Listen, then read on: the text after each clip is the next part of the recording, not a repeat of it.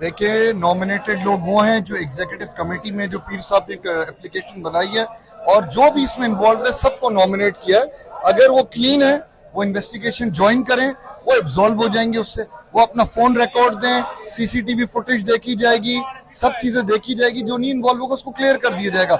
लेकिन इस वक्त बाज़ाहिर तौर पे लगता है कि एक मुनज़्ज़म तरीके से ये करप्शन करने की कोशिश की गई है। वकला फॉर्म 47 को एक्सेप्ट नहीं करेंगे।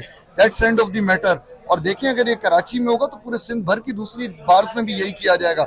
हम ये नहीं होने देंगे, हम अपने इदारे को तबाह नहीं होने देंगे इंशाल्लाह। सिंध हाई कोर्ट बार का इसमें वाज़ेह मौक़िफ़ है।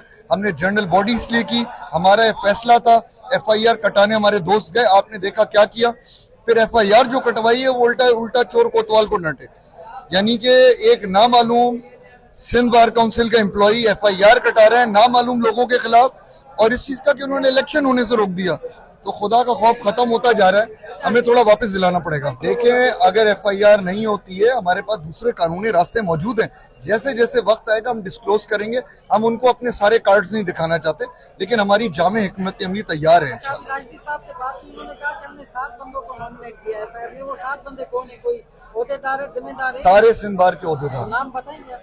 नाम जो है उसमें सारे के सारे, भाई उनसे पूछना चीफ साहब से, उनकी एप्लीकेशन है, लेकिन सारे के सारे एग्जीक्यूटिव कमेटी के लोग उसमें नॉमिनेटेड है।